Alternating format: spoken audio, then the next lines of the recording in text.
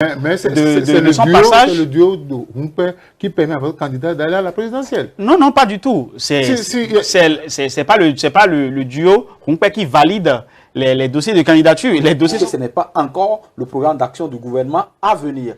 Non, justement, nous sommes à l'étape de projet de société, mais c'est le projet de société qui constitue le socle qui va être décliné en programme d'action du gouvernement.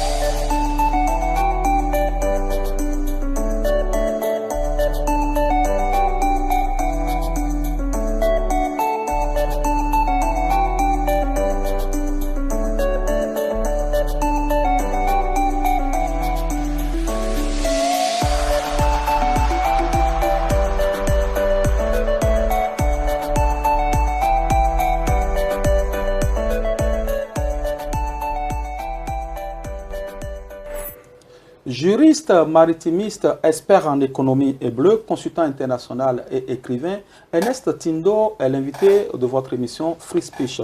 Pendant 52 minutes, nous écumérons les questions d'actualité et nous allons marquer quand même des arrêts très importants sur les préoccupations de notre invité. Présidentielle du 12 avril 2026, voter quel enjeu? C'est bien le thème de votre émission que je me ferai le plaisir de conduire avec la complicité de mon co-animateur Alphonse Moïse Soulé. Mesdames et messieurs, bonjour et bienvenue sur votre émission Free Speech. Nous allons revenir juste après ceci. Speedline TV désormais très proche de vous. Pour vos réalisations et diffusion de spots publicitaires, publics reportages, couverture médiatique, émissions, communiquées, avec Speedline TV, c'est presque gratuit. Vous avez des meilleurs prix. Pour tous vos produits et services, nous vous offrons des espaces publicitaires à travers nos émissions, nos feuilletons et séries. Profitez de notre période promotionnelle pour atteindre vos clients partout sur le territoire national, partout en Afrique et dans le monde entier. Avec Speedline TV, votre visibilité est assurée.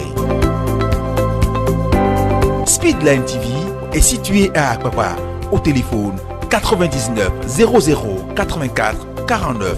Speedline TV, votre télé. Voilà, nous sommes de retour en situation plateau. À la réalisation de cette émission, Josué Kankoué, le Manitou, Bernardin Bonungbo et Romaric Donsa sont quelque part là en train de coordonner cette émission. Alphonse Moïse Soulé, bonjour. Bonjour à vous Landry, bonjour à notre invité. Bonjour Ernest Tindo, juriste, économiste, consultant, écrivain. Voilà. Merci beaucoup, monsieur le journaliste. Merci pour votre invitation. Voilà, c'est un plaisir de vous recevoir ici. C'est pour la première fois que vous venez à Speedline TV. Oui, évidemment. Quel effet ça vous fait? Ouais, le plaisir est partagé. L'effet, pour moi, c'est une grâce et un honneur pour moi de me retrouver sur votre plateau pour la toute première fois. Et je vous remercie pour cette occasion que vous m'offrez et ce canal pour me permettre de me prononcer sur l'actualité. D'accord, ce ne sera pas la dernière fois. Non, non, pas du tout. Vous promettez que vous allez venir oui, bien sûr, bien sûr. Selon votre agenda. Oui, bien sûr. Merci évidemment. bien. Alphonse Moïse Soulé, nous allons rester collés à notre principe de base. Une grogne, vous en avez certainement. Oui, ma grogne va porter sur un problème d'éducation. Encore? Oui, un problème d'éducation. J'ai constaté avec amertume qu'au niveau des usagers de la route, que ce soit ceux qui sont en véhicule, ceux qui sont en moto, nous avons cette facilité-là à sortir des injures. Pour la moindre chose, vous entendez des injures que je n'ai pas envie de répéter. Et c'est des personnes d'un certain âge qui ont du plaisir à insulter copieusement. On n'est plus tolérant. Je crois que un parent qui veut déposer ses enfants à l'école et qui commet un impère à qui on fait des reproches, qui en présence de ses enfants insulte royalement un autre aîné, je ne sais pas quelle éducation il donne à son enfant. Et on n'est pas tolérant. Tu as mal conduit, ton frère te dit fais attention. Ce n'est pas parce que tes enfants sont en retard que tu ne vas pas respecter le code de la route. Il sort l'injure habituelle des Béninois, tout comme si, bon, lui, c'est pas bien. Et ces enfants, ce qui m'a même fait un peu rire, c'est que les enfants se sont mis à ricaner dans la voiture. Ce n'est pas normal. Il va falloir que nous puissions éduquer autrement nos enfants. Aujourd'hui, c'est l'éducation par le modèle. Vous ne pouvez pas passer tout votre temps à insulter les aînés à côté de vos enfants et leur reprocher un jour d'avoir insulté leurs enseignants. d'avoir insulté les répétiteurs. Parce voilà. qu'ils disent que c'est parce que c'est bon que papa, insulter chaque fois... la domestique même. Hein. Oui, insulte les gens en circulation. Donc papa a un bon comportement. Je voudrais que nous fassions attention. C'est pas parce que quelqu'un nous a fait des reproches, il faut qu'on sache raison garder. Et c'est ce que j'appelle la tolérance. Il faut qu'on soit patient. C'est pas parce que quelqu'un t'a parlé... Bon, tu peux lui faire des reproches aussi sans débiter des injures. Mais en présence des enfants, nous devons éviter ça. La dernière fois, j'ai reproché aux parents d'insulter les membres de leur famille, les techniciens de surface, les domestiques, devant leurs enfants. Maintenant, ça se fait dans la circulation, en présence des enfants qui estiment que bon, c'est une bonne chose et qui se mettent à rire. Donc, ces enfants-là, quand ils vont à l'école, copieusement, ils insultent l'enseignant, ils insultent le surveillant général, ils insultent le censeur et le parent. L'enfant qui insulte le censeur. Non, le parent trouve que c'est les crises d'adolescence, que bon, on peut le comprendre. Mais si vous continuez comme ça, un beau matin, votre enfant va se lever, il va vous rendre l'appareil, il va vous insulter copieusement. Voilà. Donc je voudrais qu'on fasse attention en toutes choses. Quand on est en public, quand on est en circulation, il faut qu'on garde notre patience. Surtout quand on est avec de petits-enfants. Parce que les enfants, ils ont la facilité de copier les bons et les mauvais comportements des adultes. Les enfants apprennent toujours par imitation et répétition. Lorsque vous faites quelque chose à côté d'eux, c'est comme un disque dur qui emmagasine. Ce n'est pas une bonne chose que de dire des insanités à côté des enfants. Et au-delà même des parents qui le font, ce sont nos amis hein, qui sont experts en ça. Mais est-ce qu'ils savent que lorsque vous injurez sur la voie publique quelqu'un, cela est passible de peine? Les gens ne savent pas que c'est passible de peine. Ils n'ont qu'à aller consulter les juristes qui leur diront. Lorsque vous insultez quelqu'un et qu'il peut prouver que vous l'avez insulté, ben écoutez, vous allez reprendre devant les juridictions. Ernest Tindo, c'est un rituel, comme on le dit ici sur le plateau. On soumet aussi nos invités à ce type de grogne. Si vous n'en avez pas, il y a ce que Alphonse Moïsoulé vient de dire. Vous êtes parent, vous êtes un éducateur, vous avez été très bien éduqué, sinon vous n'auriez pas occupé des postes de responsabilité dans cette République. Dites-nous, lorsque vous entendez ces choses, qu'est-ce que ça vous fait? Très rapidement. Merci. Évidemment, on ne peut pas encourager ces comportements-là, parce que comme vous l'avez souligné, les enfants regardent ce que les parents font, et les enfants copient et ils répètent. Donc c'est très important que les parents soient des modèles pour les enfants et que les comportements des parents soient des comportements exemplaires. Et ce que les parents font, les parents doivent savoir que c'est ça qui va être le reflet de ce que les enfants seront. Et moi, j'ai quand même une petite grogne parce qu'il faut sacrifier à la tradition. Et il faut sacrifier à la tradition. Voilà, j'ai constaté que depuis que les campagnes électorales ont débuté et qu'il y a eu une certaine effervescence des Béninois à retourner dans les meetings, et cela augure d'un bon taux de participation. Voilà. Les Béninois retrouvent le chemin des campagnes électorales et cela projette que les Béninois sortiront massivement pour voter. C'est quelque chose de positif qu'il faut saluer, qu'il faut encourager les Béninois à sortir, écouter leurs candidats et exprimer leurs opinions et pouvoir exercer leur droit de vote. Je voudrais surfer sur votre grogne, votre coup de cœur et dire que Speedline TV attend, nos plateaux sont ouverts.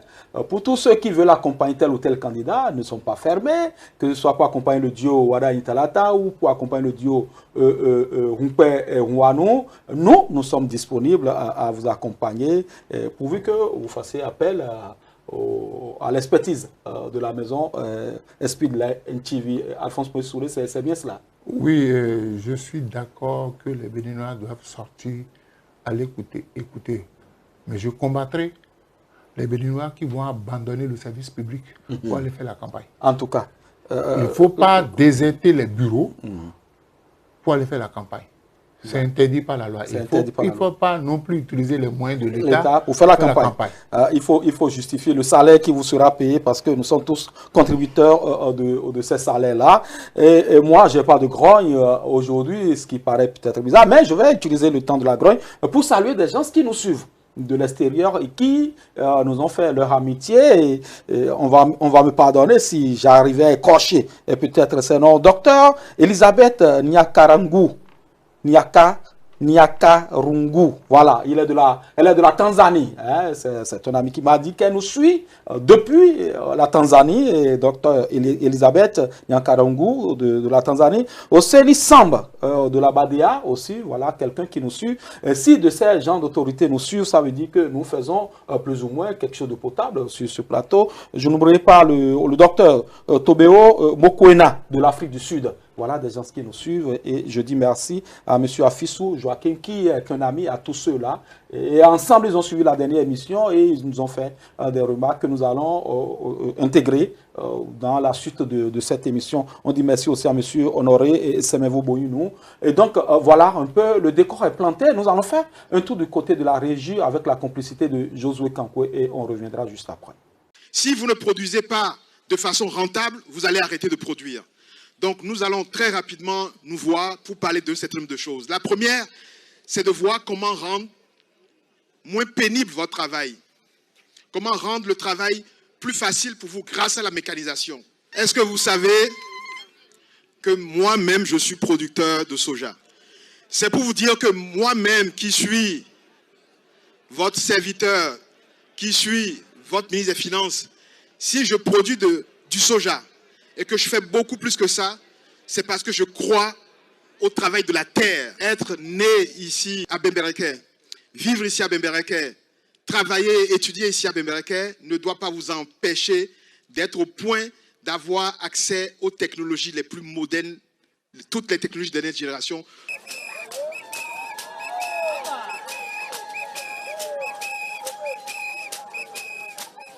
Son discours, j'ai été très ému et très satisfait. Le programme qui vient d'être présenté est riche et nous pensons que les résultats au soir du 12 avril nous permettront de savoir effectivement que le Bénin avance. Voilà, nous sommes de retour dans ce studio. Nous avons suivi cet élément. La campagne a démarré depuis la nuit du vendredi 27, c'est ça, ou la nuit du jeudi au vendredi, hein, la nuit du jeudi au vendredi. Donc le 27 mars dernier, nous avons démarré les 2 semaines de campagne au Bénin pour la présidentielle du 12 avril prochain. Lorsqu'on suit ces éléments, je voudrais déjà donner la main tout de suite à Alphonse Moïse Soudé. Lorsque vous regardez un peu cet élément-là, qui plante le décor hein, par rapport à tout ce qui se fait, ce que fera encore pour ces campagnes-là, quelle est votre première analyse, votre première lecture? Je crois que d'abord, je souhaiterais vraiment que tous les Béninois puissent s'imprégner du projet de société du candidat. Parce qu'on ne peut pas parler de ce qu'on ne maîtrise pas. Voilà. Et le point évoqué parle d'une agriculture performante et compétitive. Donc le candidat a pris l'engagement après avoir fait le bilan de ce qui a été fait. Parce que moi j'ai lu les 68 pages, j'ai lu avec Bigamé. Donc il a fait le point du chemin avec parcouru. Bigamé, hein? Oui, il a fait le point du chemin parcouru avant d'introduire les innovations. Et je voudrais demander à notre invité, dans tout le programme de société, quelles sont les innovations sur lesquelles vous pouvez mettre l'accent pour montrer à nos téléspectateurs qu'ils ont le droit d'aller voter pour votre joker. Merci beaucoup, monsieur le journaliste. Effectivement, le duo de candidats Wada Intalata a présenté le projet de société, leur projet de société le samedi 21 mars au Palais des Congrès de Cotonou. Ce projet de société est dénommé Plus loin ensemble. Et donc, dans ce projet de société, il y a 2 choses qu'il faut noter. Et comme vous l'avez souligné, il y a d'abord les acquis de la décennie. Et donc, les acquis qui constituent les fondements sur lesquels la continuité sera faite. Parce qu'il faut rappeler que le duo de candidats Wada Intalata constitue un duo de candidats de la mouvance présidentielle. Et ce duo va succéder au duo Talon-Talata. Mais dans ce projet de société, il n'y a pas que les acquis, il n'y a pas que la continuité. Il y a également des innovations. Et au nombre de ces innovations, on peut quand même citer une dizaine, d'innovations qui constituent des innovations par rapport au programme d'action du gouvernement, au projet de société du président Patrice Talon, qu'il avait présenté en 2016 et qui a été décliné en programme d'action du gouvernement 1 et 2 sur la décennie. Au nombre de ces innovations, il faut souligner que ce sont des innovations qui vont vraiment, qui font rêver tout le Bénin, et ce sont des innovations qui auront des impacts positifs sur le quotidien des Béninois. C'est ça qui vous fait reculer la pauvreté et qui vont permettre aux Béninois d'avoir au moins 2 repas par jour et d'avoir assez à l'eau et à l'électricité et de vivre décemment. Et je pense que c'est quelque chose d'essentiel qu'il faut rappeler parce que l'action publique doit être dirigée vers le bien-être des citoyens. Le premier que je vais évoquer, parce que c'est mon domaine, oui, je suis très heureux que le duo de candidats Wada Intalata ait choisi de faire de l'économie bleue prospère comme l'un des principaux axes de développement du Bénin. Et je vais le rappeler en termes très simples pour nos téléspectateurs. L'économie bleue, cela signifie tout simplement l'ensemble des activités économiques qui ont un lien avec les milieux aquatiques, que ce soit l'océan, que ce soit la mer, les océans, que ce soit les eaux continentales, c'est-à-dire les fleuves, les lacs, les lagunes, que ce soit les eaux souterraines. Notre pays, il faut le rappeler, notre pays est un pays côtier. Nous avons un accès à la mer et nous avons 125 km de littoral. Et nous avons une superficie sur la mer, et c'est ça qui échappe souvent aux Béninois. Nous avons une superficie sur la mer qui équivaut à 40% de notre superficie terrestre. Parce qu'au-delà de la côte, qui est de 125 km, nous avons une profondeur sur la mer qui est de 322 km. C'est ce qu'on appelle, en termes techniques, la zone économique exclusive. Cette zone appartient entièrement au Bénin.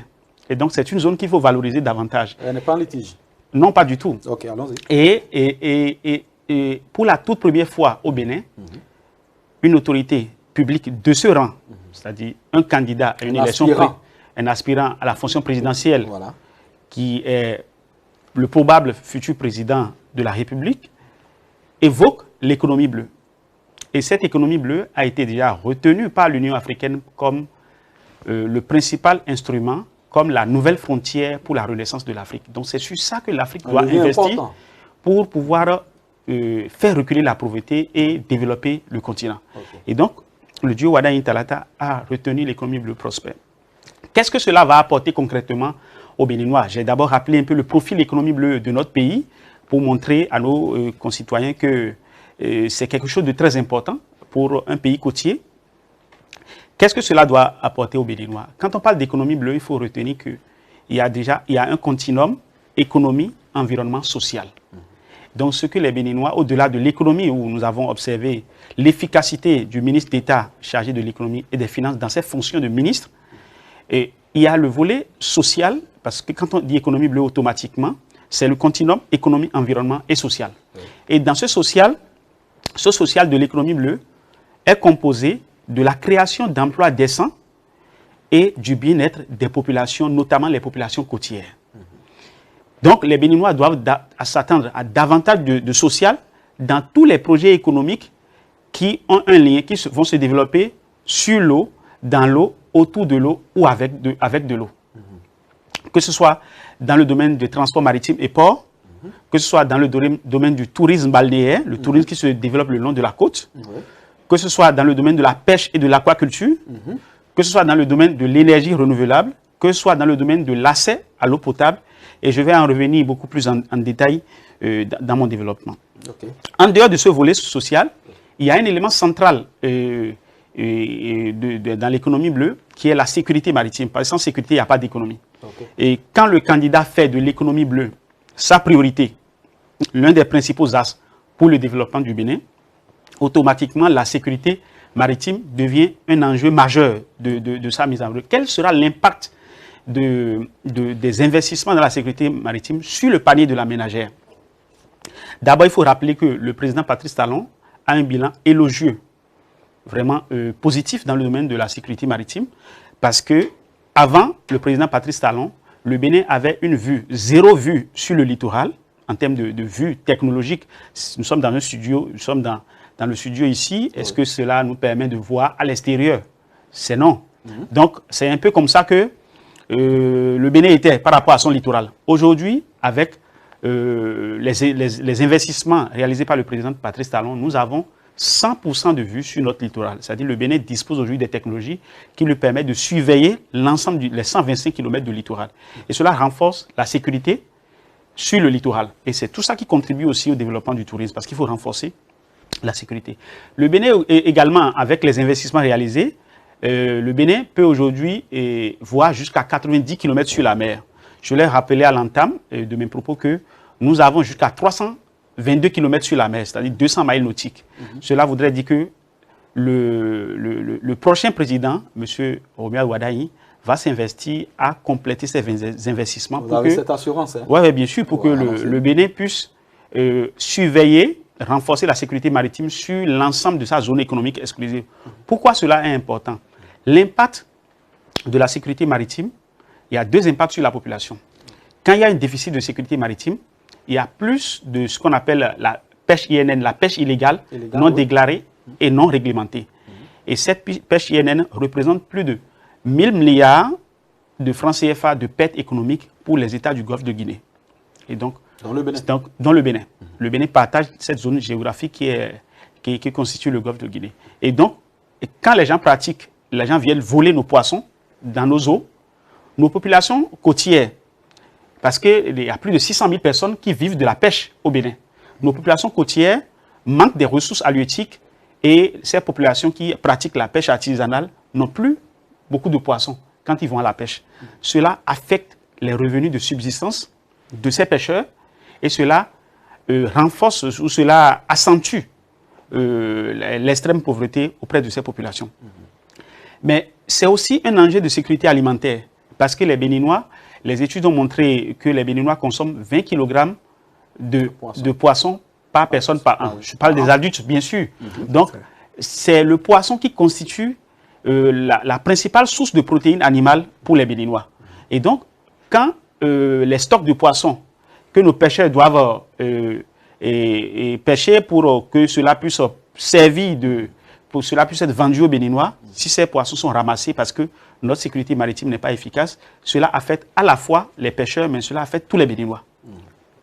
L'autre aspect qu'il faut souligner, c'est que pour la sécurité maritime, pour m'arrêter pour ne pas trop développer ce point, c'est que la sécurité maritime a un impact direct sur le panier de tous les ménages béninois. Comment? 90% de nos importations et de nos exportations passent par la mer. C'est là où l'enjeu est important quand on choisit l'économie bleue. Donc, ces 90% qui passent par la mer, donc le coût de transport maritime a une influence directe sur le coût de revient des produits finis sur le marché. Donc, s'il y a l'insécurité dans nos eaux, les assureurs qui font de l'assurance maritime, ils augmentent la prime d'assurance à la fois sur les marchandises en destination de nos pays.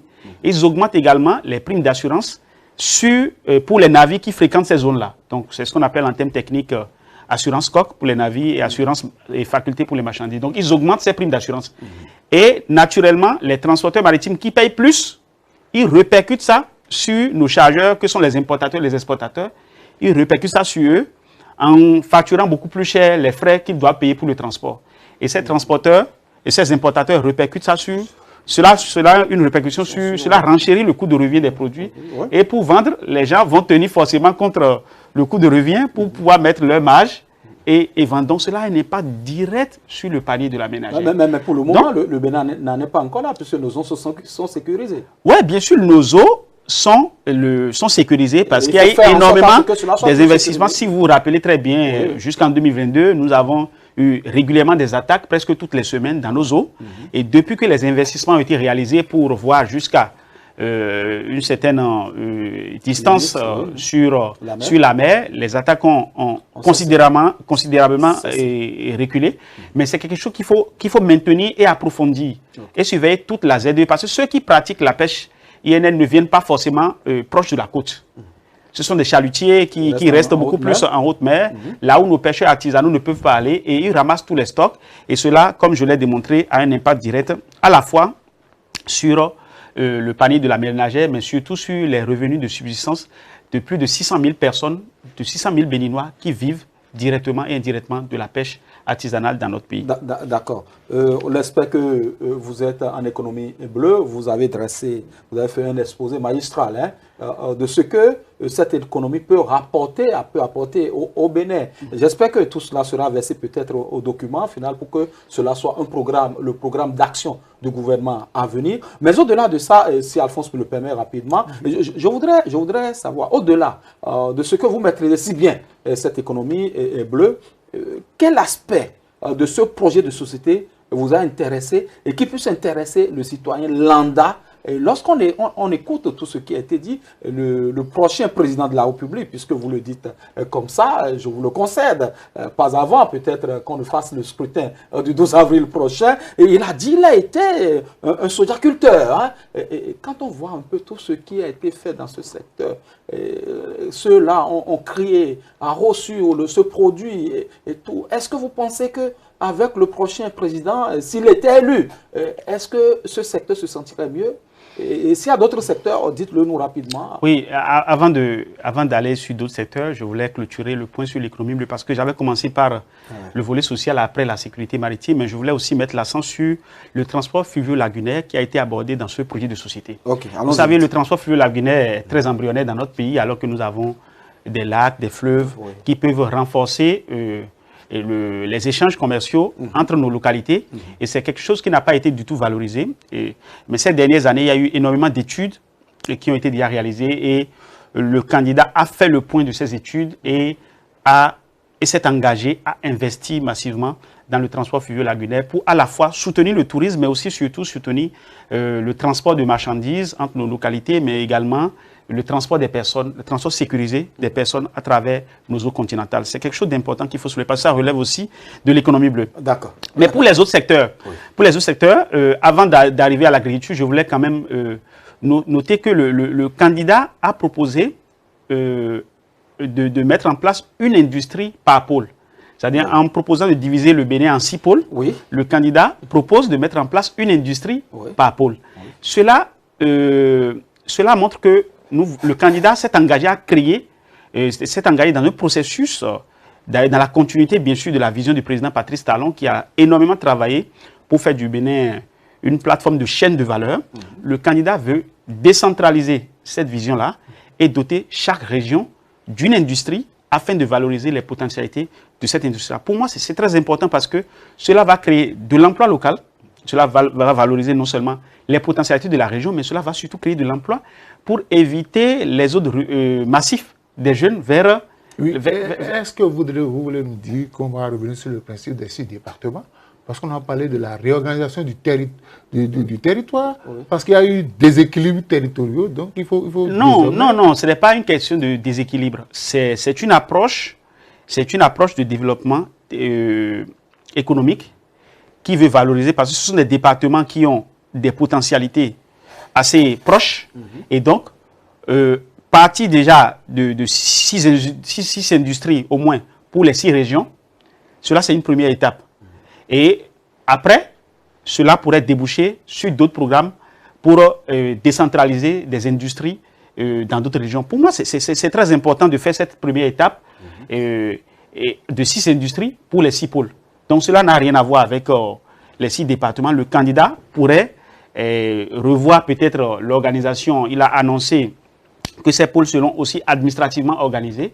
Et donc, c'est quelque chose qui va être mis en place, qui va être implémenté, et pas forcément en supprimant les départements qui existent actuellement. D'accord. En dehors de cette approche de création de valeur ajoutée dans les régions, et le projet de société du duo Wadaï-Talata propose également le développement du tissu local des PME. Par exemple, fabriquer des champions locaux. Et si vous avez bien lu, vous qui avez bien lu le projet de société, vous allez constater que dans le domaine de l'accès à l'eau potable, le duo Wadaï-Talata propose de donner au moins 50% des marchés publics dans le secteur de l'eau aux entreprises béninoises, aux PME béninoises. Et ça, c'est quelque chose de très positif qu'il faut encourager. Cela voudrait dire que les Béninois qui ont des entreprises et les PME, les entreprises béninoises qui travaillent dans ce secteur, c'est une discrimination positive de réserver au moins la moitié des marchés liées au secteur de l'eau, aux PME locales. Et ça, c'est très important pour la jeunesse, c'est très important. Pourquoi 50%? Ouais, 50%. Au moins, on a plus. Non, vous savez, il y a des domaines qui demandent aussi de l'expertise internationale. Le fait pour un premier programme de mettre en place 50%, c'est quelque chose qu'il faut saluer parce que cela ouvre la voie à l'expertise nationale, l'amélioration, c'est-à-dire à la montée en puissance de l'expertise nationale. Et cette expertise nationale, ces entreprises locales qui vont développer l'expertise nationale peuvent demain devenir aussi des multinationales parce qu'ils vont vendre ces expertises-là au-delà de nos frontières. Donc, c'est une étape importante quand on réserve la moitié des marchés publics dans le secteur de l'eau aux entreprises locales. C'est un point assez innovant qu'il faut souligner parce que cela apporte à la fois, cela fabrique à la fois des champions locaux et donc cela donne de l'emploi, mais cela développe l'expertise locale qui peut être exportée dans d'autres pays. Et moi j'ai un détail important. Dans la priorité numéro 1, le bien-être pour tous, quand vous prenez la rubrique de santé, on dit soigner d'abord, encaisser après. Est-ce que vous pensez, parce que beaucoup de Béninois que vous écoutez estiment que cette position-là semble être de l'utopie. C'est-à-dire que je suis malade. On a déjà vécu ça. Quand vous ne déboursez pas dans les centres publics, on ne s'occupe pas de vous et les gens meurent facilement. Le programme de gratuité de la césarienne. Est-ce qu'aujourd'hui, cette proposition-là, l'État béninois a les moyens de la mettre réellement en pratique? Oui, bien sûr, parce que le candidat Wada a été ministre de l'économie et des finances et il a fait énormément d'exploits. On va en revenir sans doute, j'espère, au cours de l'émission, et qui a fait beaucoup d'exploits en passant notre budget de 1200 milliards à plus de 3500 milliards aujourd'hui, c'est-à-dire le triple en 10 ans. 3000 milliards. Ouais, 3500 milliards en 10 ans, le budget de 2025. Donc, c'est quelqu'un qui connaît les finances publiques, l'état des finances publiques, et qui a annoncé un programme qui est totalement soutenable pour les finances publiques. Pour moi, la question de santé a été toujours, pour tous les pays dans lesquels la santé publique pour tous a été un succès, cela a été toujours une question de solidarité nationale. Et je pense que le candidat est suffisamment outillé pour mettre les outils innovants en place pour l'opérationnalisation de ce programme. Il n'y a pas de doute, vous n'avez pas de doute à avoir. Je veux rassurer nos concitoyens qu'il n'y a pas de doute à avoir sur les propositions de M. Wada Indudio, Wada Intalata, parce que nous avons vu le ministre d'État, Romeo Wada à l'œuvre. C'est un cadre compétent, crédible, qui a fait ses preuves et qui n'est pas dans le dilatoire. Oui, ça, tout sauf le dilatoire chez nous. On ne va pas dire le contraire. Et donc, rapidement, pour évoquer d'autres innovations, parce qu'il y en a beaucoup, je vais évoquer une dizaine. Vous avez parlé de l'agriculture et l'innovation. Oui, l'innovation sur le secteur, dans le domaine de l'agriculture, c'est que le duo Wada Intalata propose de mettre en place une assurance agricole et la retraite pour nos agriculteurs. C'est une innovation majeure et c'est un filet social majeur pour le maximum de Béninois parce que l'agriculture occupe la majorité de nos populations dans les milieux ruraux. Donc, c'est quelque chose qui est essentiel pour ces agriculteurs et leur progéniture. En ce qui concerne le domaine de la santé, je voulais quand même évoquer l'annonce par le candidat de la mise en place d'une filière nationale dédiée à la pharmacopée traditionnelle. Pour moi, c'est essentiel. Et puis, j'étais à Boycon la semaine dernière où j'ai rencontré les tradipraticiens, la Fédération nationale des tradipraticiens, pour en discuter avec eux parce que c'est une proposition qui valorise d'abord le savoir-faire local, c'est-à-dire le savoir-faire de l'homme noir. Quand vous voyez toute l'industrie pharmaceutique exportable au niveau mondial, la plupart sont des médicaments qui viennent d'autres continents que je ne veux pas forcément nommer. Mais aujourd'hui, ce que propose M. Romeo Wada et Mme Talata, c'est de mettre en place une industrie locale dédiée à la pharmacopée traditionnelle qui va travailler à la fois sur la recherche et développement, sur la production, sur la commercialisation et le contrôle. Cela voudrait dire que nous voulons valoriser nos savoir-faire locaux et faire rentrer ces médicaments-là dans le circuit formel, ce qui va être une source de richesse énorme pour les tradipraticiens, mais surtout aussi une mesure de protection de nos populations. Parce que n'oubliez pas que les Béninois croient beaucoup plus à la médecine traditionnelle qu'à la médecine moderne. Et parfois même, des gens, quand ils vont se soigner et qu'ils n'ont pas de solution efficace dans la médecine moderne, généralement, ils se réfèrent en dernier recours à la médecine traditionnelle. Est-ce que les tradipraticiens vont vraiment en bénéficier? Est-ce qu'on ne va pas, quand on va moderniser, on va commencer par exporter les produits et priver les tradipraticiens du fruit de leurs efforts? Non, non, pas du tout, parce qu'il a prévu un système d'accréditation des tradipraticiens. Quand vous avez un produit, le produit sera testé. Et si c'est vraiment efficace, ce produit, c'est en votre nom. Il y a la protection intellectuelle. Donc, quand vous inventez, il y a le droit d'inventeur. Donc, quand vous inventez, vous avez les retours en tant qu'inventeur. Et c'est ceux qui vont investir dans la production ou l'accompagnement pour la production et la commercialisation aussi vont tirer profit de ce business. Parce que c'est ce qui se fait aussi avec tous les autres médicaments. Il y a les inventeurs, il y a les industries de production, il y a le circuit de distribution et il y a ceux qui assurent la commercialisation. Donc, avec le duo Wada Intalata, nous allons retrouver la valorisation de des produits de la pharmacopée traditionnelle qui vont se retrouver dans le circuit formel, c'est-à-dire ces médicaments contrôlés, produits, commercialisés, vont se retrouver dans le circuit normal où les médecins peuvent les prescrire légalement, où les pharmacies peuvent les vendre légalement. Et c'est quelque chose qui va apporter énormément à l'emploi local, à l'industrie locale. Je crois que dans ce secteur, nous allons inviter à nouveau le docteur Valentin Agon sur ce plateau, puisqu'il est expert dans ce domaine. Il nous en parlera. Les autres points. J'ai une préoccupation. Oui. En 2021, lors de la campagne Talon Talata, il nous avait été promis à corps et à cri qu'à partir de la rentrée 2023, les lycées Mouden allaient être opérationnels. Nous sommes à la fin de ce mandat, on n'a pas eu les lycées, mais j'ai constaté que dans le programme, dans le projet de société, les propositions de lycées, de centres de formation sont encore revenues. Oui, oui, bien sûr, évidemment, parce que je l'ai souligné que le projet de société du duo Wada Intalata rentre en ligne de compte de la continuité.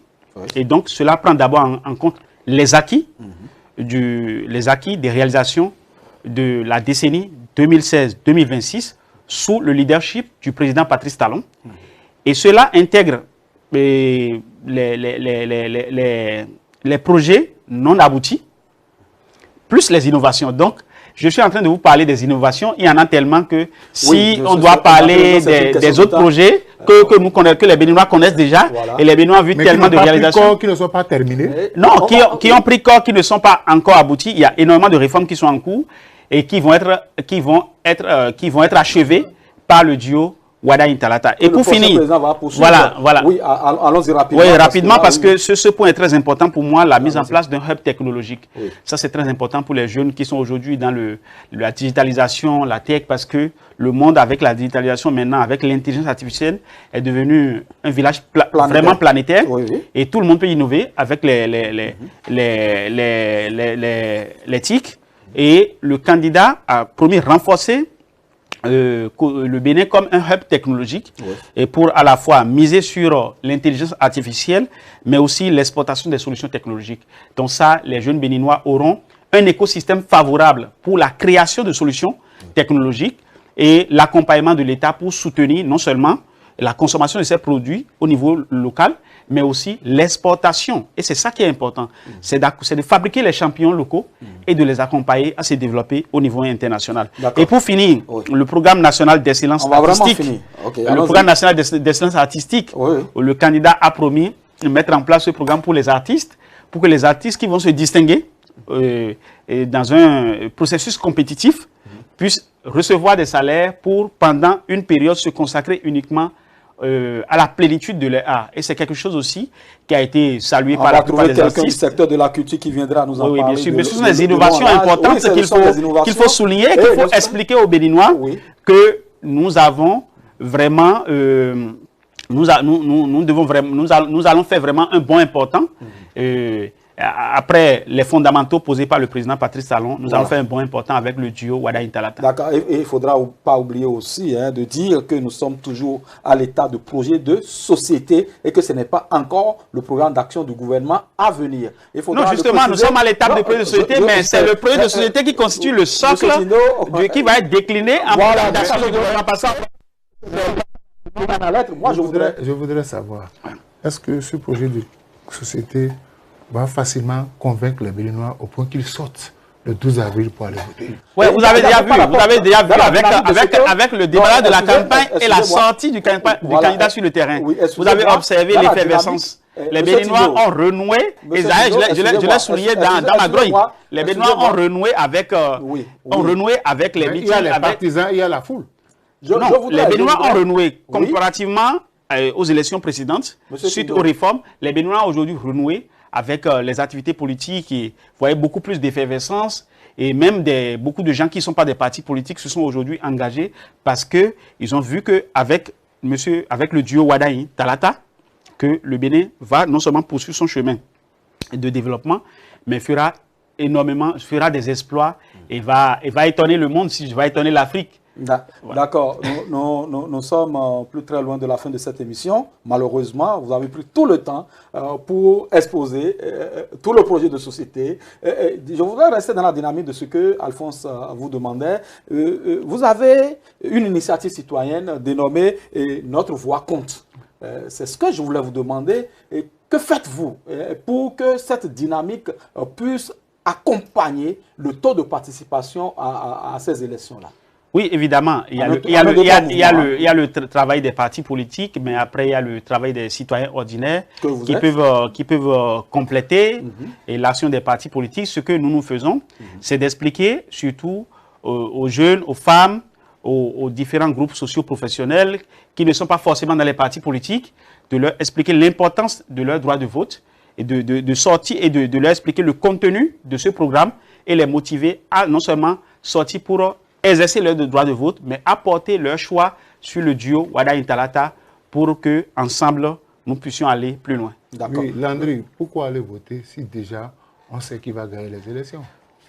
Non, justement, l'exercice du droit de vote est quelque chose de capital. Vous savez, en droit, quand vous avez en griffe un droit que vous n'exercez pas, ce droit, vous pouvez le perdre.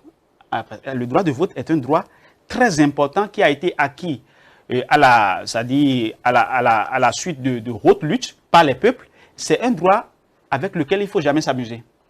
Et aujourd'hui, même si nous savons sur le terrain que le candidat Wadaï-Talata, quand on voit l'effervescence populaire qui entoure et que les Béninois ont vis-à-vis de ce duo, nous savons que ce duo a vraiment une longueur d'avance, mais les élections se jouent dans les urnes. Si tout le monde reste à la maison et dit le candidat a déjà gagné, les urnes seront vides. Et donc, tous les Béninois doivent sortir pour voter, non seulement pour cette raison, mais aussi pour encourager, donner encore plus de légitimité. Je vais dire beaucoup plus encourager le candidat qui est déjà prêt pour le job. Pourquoi vous refusez le mot légitimité? Non, mais écoutez, il n'y a pas une loi qui fixe un taux pour déclarer la légitimité. Donc, ce que nous disons, c'est que les Béninois, tous les Béninois doivent sortir pour voter massivement, non seulement pour eux-mêmes, parce qu'en exerçant leur droit de vote, mais voter pour le duo Wadaï-Talata, pour encourager ce duo dans la mise en œuvre de cet ambitieux programme pour le développement de notre pays. Merci. Nous allons faire un tour du côté de la régie avec Josué Kankou. On va s'écouter juste le spot maison et on va revenir après ça pour clôturer cette émission. Speedline TV désormais très proche de vous. Pour vos réalisations et diffusion de spots publicitaires, publics reportages, couverture médiatique, émissions, communiqués, avec Speedline TV, c'est presque gratuit. Vous avez des meilleurs prix. Pour tous vos produits et services, nous vous offrons des espaces publicitaires à travers nos émissions, nos feuilletons et séries. Profitez de notre période promotionnelle pour atteindre vos clients partout sur le territoire national, partout en Afrique et dans le monde entier. Avec Speedline TV, votre visibilité est assurée. Speedline TV est situé à Akpapa, au téléphone 99 00 84 49. Speedline TV, votre télé. Voilà, nous sommes de retour sur ce plateau. On dit merci à Josué Kankou qui est du côté de la régie. Nous sommes dans la dernière ligne droite de cette émission. Le profil et les qualités du prochain locataire de la Marina. Oui, je l'ai dit brièvement. Monsieur Romea Wadaï, qui a été ministre de l'économie et des finances, Premier ministre d'État pour notre pays ces 10 dernières années, s'est montré suffisamment engagé auprès du président Patrice Talon avec beaucoup de rigueur, beaucoup d'innovation. Et et beaucoup de patriotisme à la tâche. C'est quelque chose d'important quand on aspire à être président de la République. Et ces innovations, nous les constatons tous à travers la modernisation des régies financières, que ce soit la douane, les impôts, le trésor, l'ANDF. Tous les Béninois ont constaté qu'il y a eu des changements. Et c'est d'ailleurs ça qui a permis de renforcer la mobilisation des ressources intérieures. Mais il n'y a pas que ça. Il y a le volet de la mobilisation des ressources extérieures. Le ministre d'État a fait suffisamment preuve d'innovation en mettant en place des mécanismes innovants de mobilisation des ressources, par exemple dans le domaine, en ce qui concerne les fonds climatiques, les fonds verts et les fonds bleus. Et cela a permis de financer des infrastructures non seulement au niveau du port de Cotonou, mais aussi financer l'accès à l'eau potable. Et cela va se poursuivre parce que très récemment, le Bénin a été le premier pays africain à mettre en place le cadre de financement vert, le cadre pour les financements verts. Et ça, c'est un instrument innovant qui permettra à notre pays de capter à la fois les fonds verts, les fonds bleus et les fonds climatiques pour renforcer les investissements dans les secteurs de l'économie bleue, mais aussi globalement pour tous les secteurs productifs de notre pays. Et il n'y a pas que ça. J'avais déjà évoqué un peu ses performances en termes de budget, quand on voit qu'il a triplé le budget sur une décennie. Mais aussi, il faut dire que M. Romer Wadaing, au-delà de sa fonction de ministre de l'économie et des finances, et n'oublions pas que la révision de la Constitution a fait de lui membre du Conseil supérieur de défense de notre pays, de sécurité et de défense. Donc, c'est un homme qui a été suffisamment préparé pour la fonction présidentielle. Il est également membre du Conseil supérieur de la magistrature. Donc, au-delà de l'aspect économie et finances, c'est un homme qui a travaillé aux côtés du président de la République, M. Patrice Talon, et qui a appris le job, qui a été préparé pour le job, et qui n'est pas resté uniquement dans sa case de ministre de l'économie et des finances. Et c'est quelque chose d'important, et même quel que soit le type de régime politique dans le monde, c'est quelque chose il est important de préparer les hommes qui doivent prendre la destinée de tout un peuple. Et M. Romer Wadaing a été suffisamment préparé pour faire ce job. Oui, et moi je suis intéressé par les finances. Vous savez très bien que pendant longtemps, le programme de vérification des importations a été confié à un privé et ça rapporte beaucoup d'argent. Est-ce que vous pensez que le nouveau président de la République va ramener ce trésor, ce joyau-là dans l'escarcelle de la douane? Parce que beaucoup s'en plaignent. Non, vous savez, quand on regarde aujourd'hui le niveau des recettes douanières par rapport à avant 2016 et par rapport à aujourd'hui, j'ai évoqué, vous avez vu, le budget a triplé. Et nos recettes sont essentiellement des recettes qui proviennent de la douane. C'est vrai qu'il y a eu d'autres instruments innovants qui ont été développés, mais nos recettes proviennent essentiellement de la douane. Et quand on voit que le budget du Bénin a triplé en 10 ans, cela montre clairement que les réformes qui ont été mises en place, les mécanismes qui ont été mis en place ont prospéré, ont eu du succès. Et donc, il n'est pas question de remettre en cause ce qui a eu du succès, mais il est question de réajuster ce qui n'a pas bien marché et d'ajouter des innovations. C'est ce que M. Romer Wadaing a annoncé. Vous n'avez pas répondu à ma question. Oui, j'ai répondu. Parce que vous avez évoqué une réforme liée à la douane. Okay. Et quand on regarde aujourd'hui les chiffres, moi je parle sur la base des chiffres. Oui. Quand on regarde les chiffres aujourd'hui, nous voyons que notre pays a suffisamment progressé en termes de mobilisation des recettes au niveau de la douane. Okay. Et cela a contribué essentiellement à tripler le budget de notre pays. Donc, on ne peut pas dire que ce qui a marché, il faut les remettre en cause. S'il devrait avoir réajustement, il le fera. S'il y a des réajustements sur des réformes sur lesquelles il estime qu'il faut faire des innovations, des compléments, il le fera. Et il a annoncé, il a dit ce qui n'a pas marché, je vais corriger ce que nous avons fait mal. Je suis resté aux côtés du président, ce que nous n'avons pas bien fait, je vais réajuster. C'est en cela que je trouve que le candidat est bien rationnel parce qu'il sait que tout n'a pas été rose. Mais écoutez, nous sommes dans le monde des humains. Il n'y a rien de parfait sur cette terre. Voilà, nous sommes dans le monde des humains. Je demander pour finir le duo Humpe-Huanu. Juste un petit mot pour qu'on puisse finir cette émission. Non, mais écoutez, pour moi, le duo Humpe-Huanu, comparé, parce que voilà, c'est le duo en face. Je ne vous demande pas de comparer. Je vous demande. Oui, bien sûr, je vais comparer parce que nous sommes dans une compétition électorale et ils ont en face ce duo en face, moi, mon duo. Qui est le duo Wadaing Talata. Et pour moi, c'est le jour et la nuit sur la forme et le fond. Mais on peut dire que c'est le duo sauveur de la démocratie béninoise. Non, pour les Béninois, c'est le jour et la nuit, que ce soit dans la forme, que ce soit dans le fond. Les deux, quand je prends les têtes de pont des deux, ont été au gouvernement, nous avons vu l'impact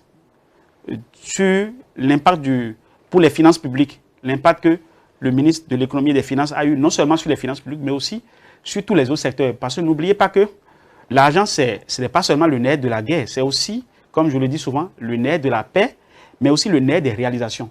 Ça veut dire, sans mobilisation des ressources, vous pouvez avoir toutes les ambitions de réaliser des projets, ça va rester des éléphants blancs ou ça va rester juste des idées. Et donc, le rôle du ministre Ouaddaï a été déterminant dans toutes les réalisations de la décennie. Donc, nous connaissons son impact sur le développement actuel, le niveau de développement actuel du Bénin.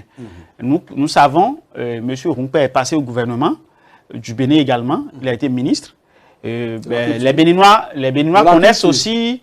Voilà, les Béninois ne retiennent pas grand-chose de son passage. C'est le duo de Rumpé qui permet à votre candidat d'aller à la présidentielle. Non, non, pas du tout. C'est pas le duo Rumpé qui valide les dossiers de candidature. Les dossiers sont validés par des instances qui sont réglementaires, des instances qui valident les dossiers de candidature. Donc, ce n'est pas le duo, ce n'est pas à un candidat de valider l'autre.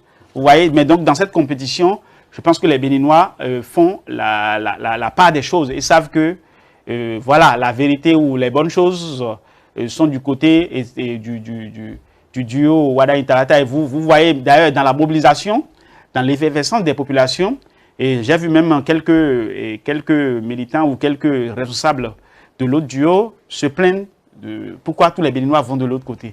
Mais bon, c'est logique parce que ce qui est là-bas, c'est crédible et c'est assez solide. Et c'est le fondement même, c'est qu'on l'a vu à l'œuvre et on a vu ses réalisations et les Béninois croient beaucoup plus en ça parce qu'ils savent qu'avec M. Ouaddaï et que le Bénin va se projeter encore beaucoup plus loin. Alphonse Moïsoulé, nous sommes à la fin de cette émission.